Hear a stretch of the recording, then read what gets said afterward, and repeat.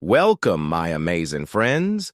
Today I bring you a story that will touch your heart, inspire your soul, and teach you powerful lessons about life, success, and never giving up. This is the story of a man who was not just an actor, not just a comedian, he was a legend. A man whose name is written in golden letters in the history of cinema, a man who made the whole world laugh while hiding his own tears. His name, Sir Charles Spencer Chaplin, but we all know him as Charlie Chaplin. No one, absolutely no one, can match his greatness. His work is timeless. His comedy is universal. His life is a lesson in perseverance, creativity, and the power of never giving up. Even today, decades after his time, he lives in our hearts. His movies still bring joy. His struggles still inspire, and his story?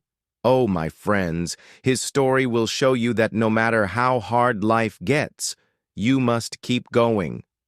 This is not just a story.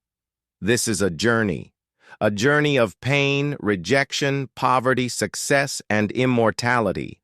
Watch till the end, because this story is perfect for your English learning and will motivate you like never before. Are you ready? Let's begin.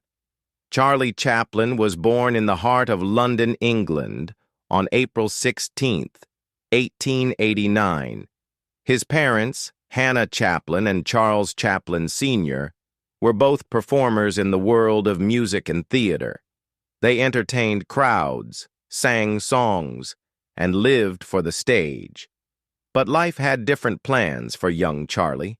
His father was an alcoholic, a man who drank himself into oblivion. He abandoned his family when Charlie was just a little boy.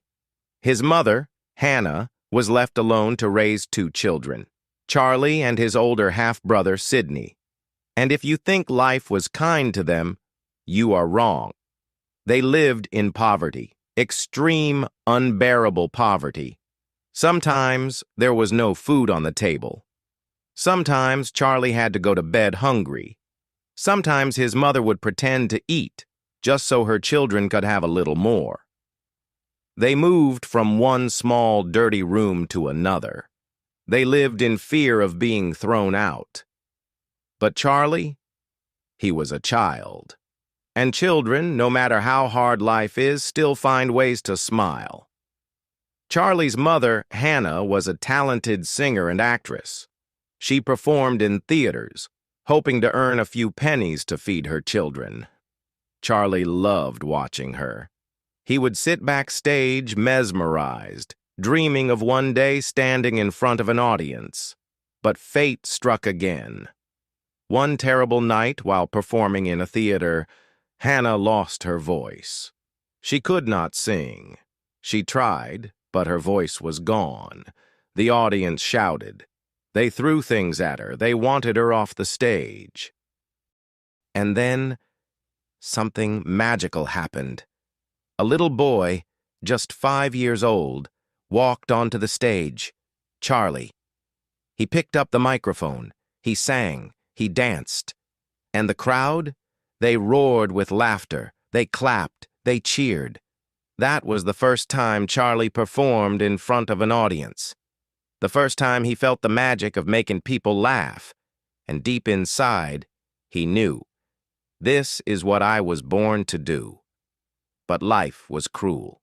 After many years of being poor, hungry, and sad, Charlie's mother lost her mind. She was sent to a mental hospital.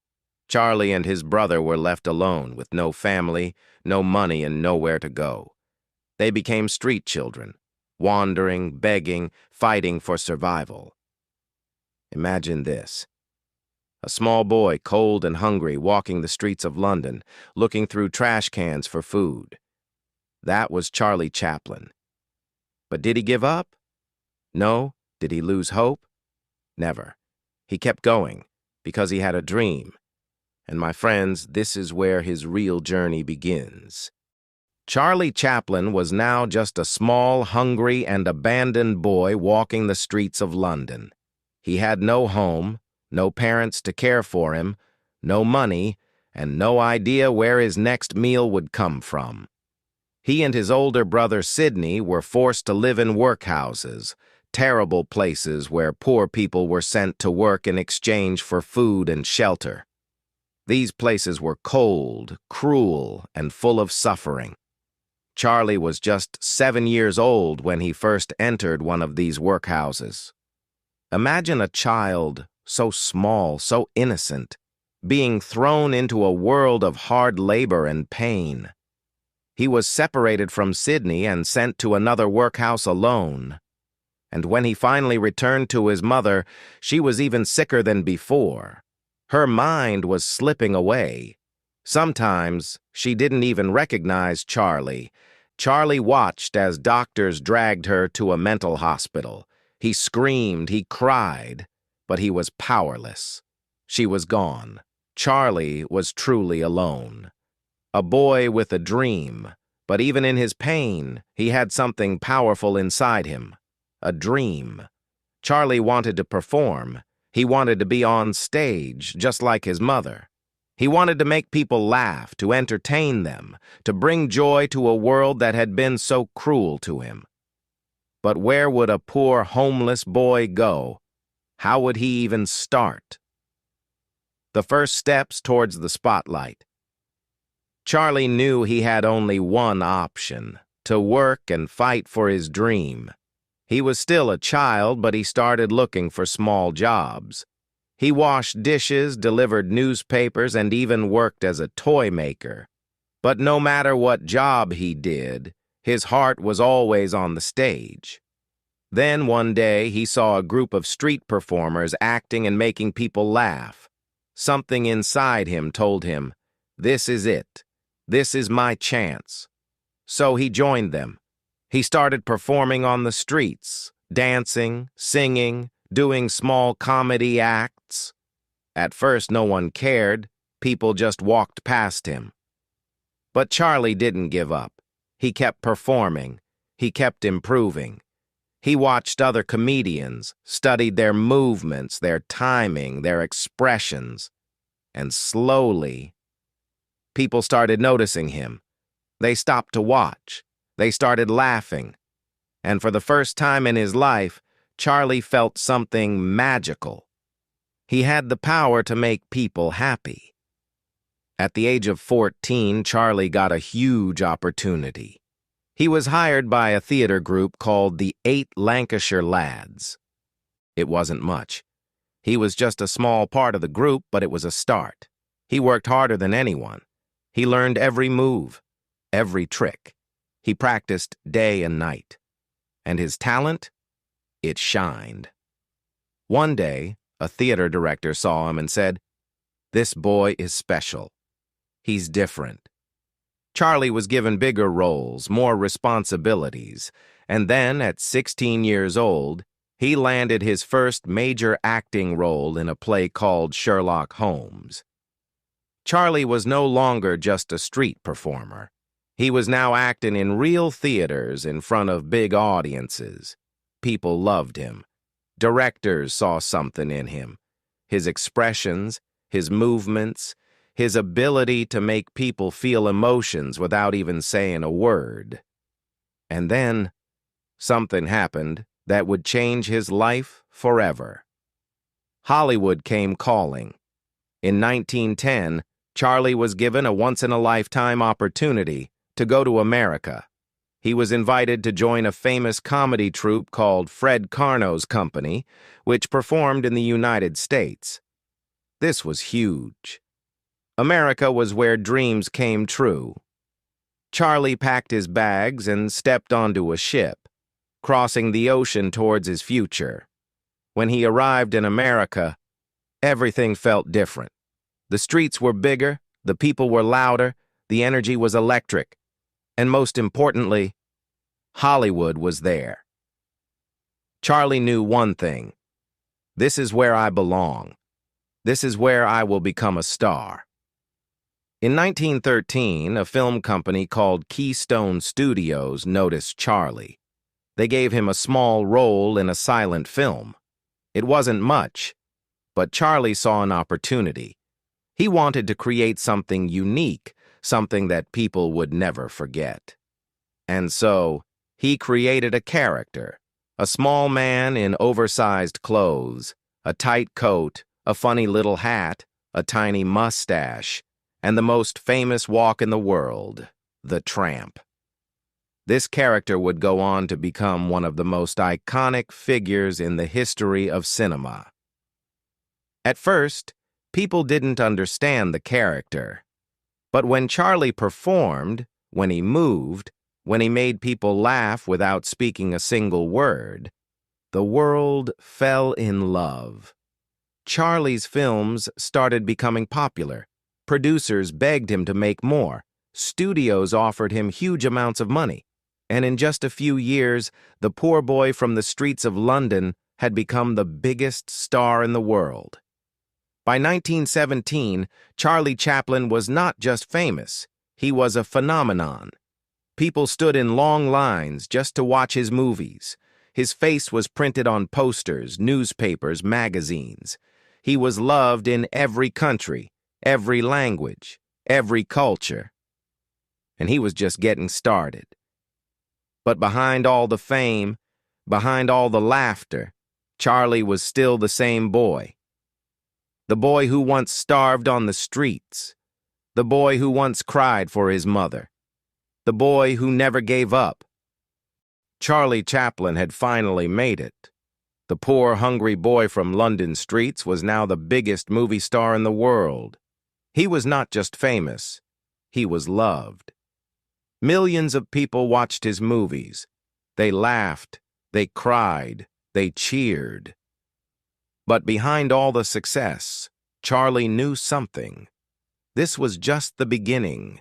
Now he wanted more. He didn't just want to act. He wanted to control everything. The stories, the direction, the music, the emotions.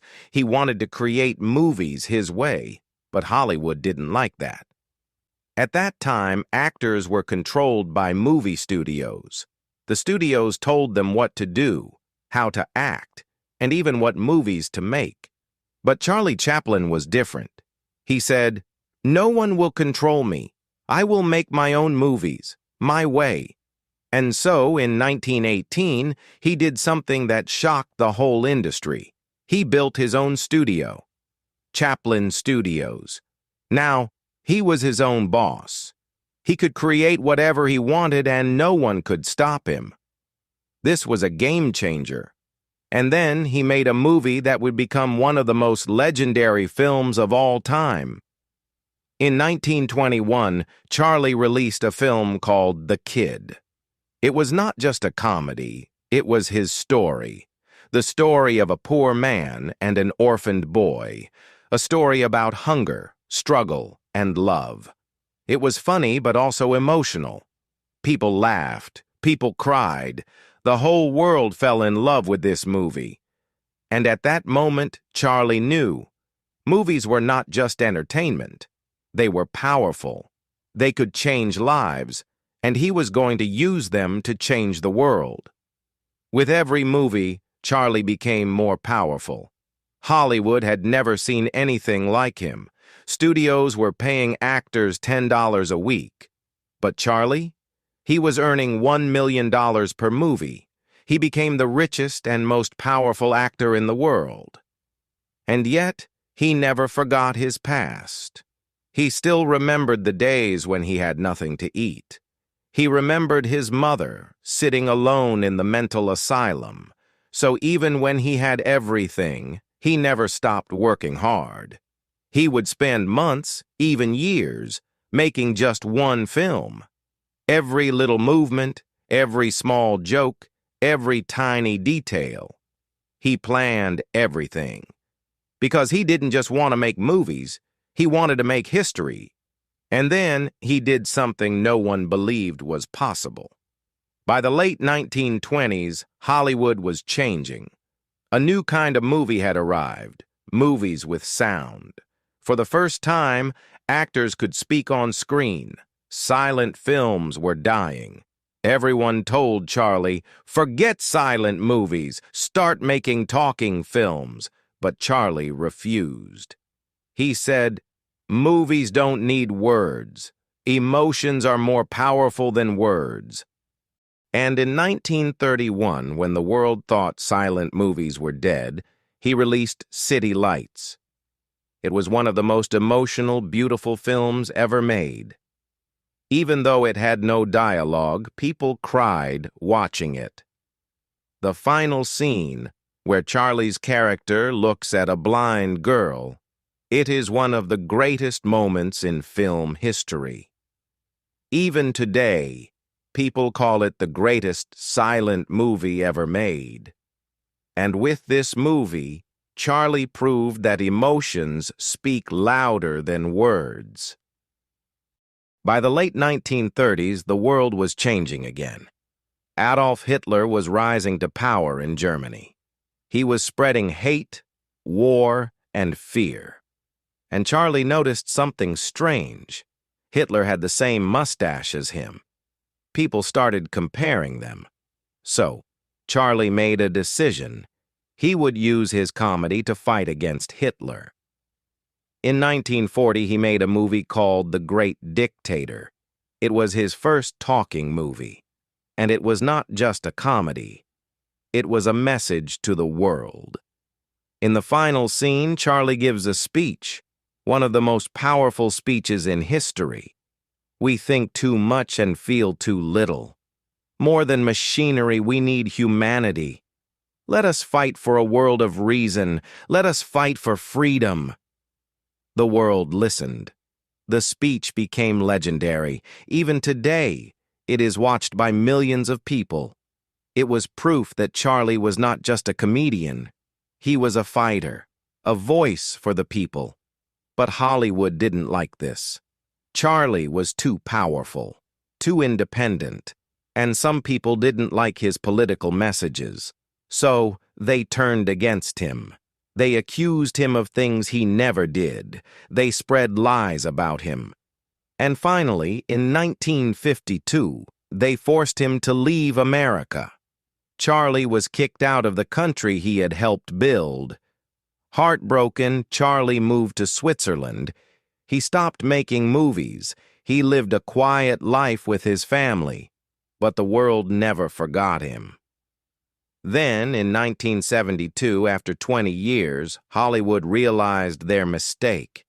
They invited Charlie back. At the Oscars, they gave him a standing ovation, the longest in history, 12 minutes of applause.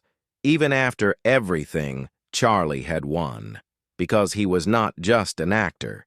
He was a legend. Charlie's life teaches us one thing: never give up, no matter how hard life gets, no matter how poor you are, no matter how many people try to stop you.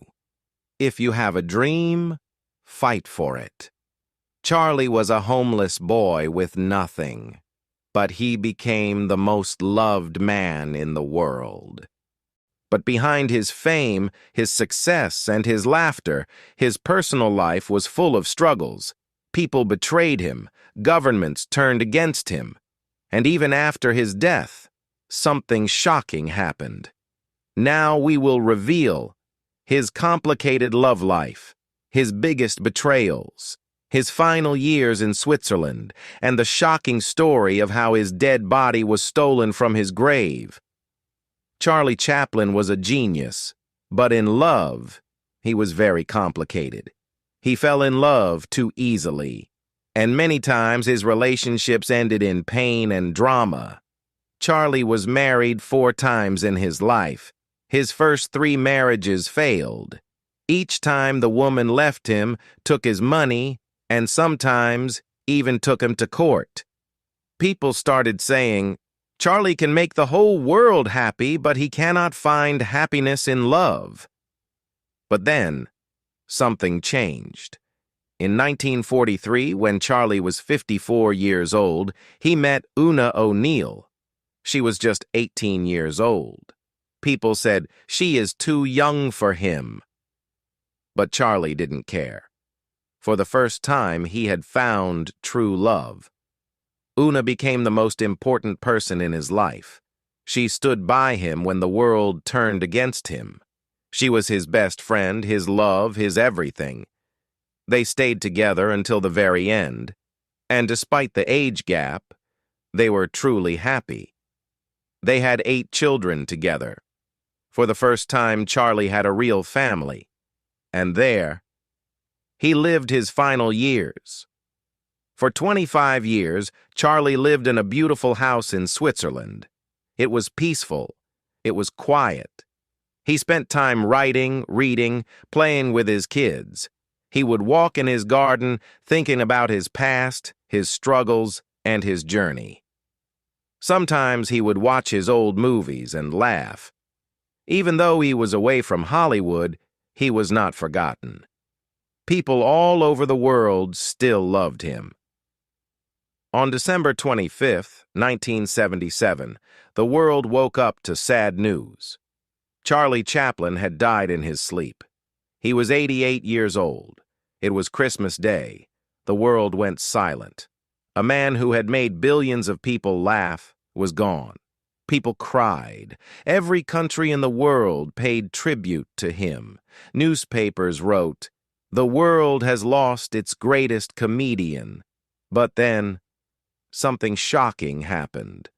3 months after his death, something unbelievable happened.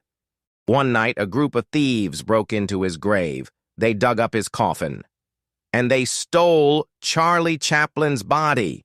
Yes! His dead body was kidnapped. The thieves wanted money. They demanded $600,000 from his family. But Una, his wife, refused. She said, "Charlie would have laughed at this situation." For weeks, the world was shocked. Where was Charlie Chaplin's body? Then, after a huge police investigation, the thieves were finally caught. They were 2 poor men from Eastern Europe. They had stolen the body to escape poverty. Finally, Charlie's body was returned to his family. And this time, they buried him in a stronger, cement-covered grave, so that no one could ever steal him again. Even though Charlie Chaplin died in 1977, he is still alive. Every time we laugh, he is there. Every time we watch a great movie, he is there. He taught us that life is not just about money, success, or power. Life is about laughter, love, and never giving up. Even when he had nothing, he never lost hope. Even when the world turned against him, he never stopped fighting. Charlie Chaplin is not just a name. He is an emotion. He is the greatest comedian in history, and his story will inspire generations to come. So if he can do it, so can you. Dream big, work hard, and one day, your story will inspire the world. Charlie Chaplin's story is over, but his lessons, his movies, and his spirit will live forever. If you loved this story, share it with the world, because Charlie's message must never be forgotten.